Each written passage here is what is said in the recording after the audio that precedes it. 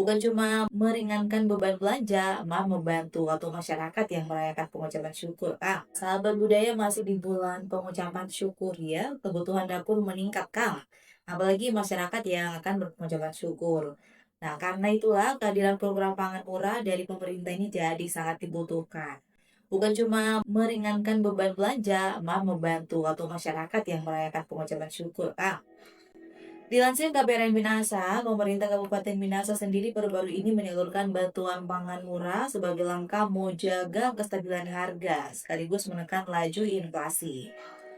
Penyaluran dilakukan secara simbolis langsung oleh Bupati Minahasa, Pak Widodo Kambe, di halaman kantor Bupati, dan warga pun langsung menerima paket bantuan yang sudah disiapkan ya. Menurut Pak Bupati, program ini adalah salah satu cara upaya masyarakat bisa menyambut mengucapkan syukur dengan tenang.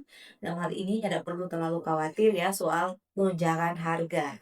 Kepala Dinas Pangan Pak Teddy Samuele bilang kalau kegiatan ini kolaborasi antara pemerintah Kabupaten Minahasa, Perum Bulog Sulawesi Utara, dan Bank Indonesia.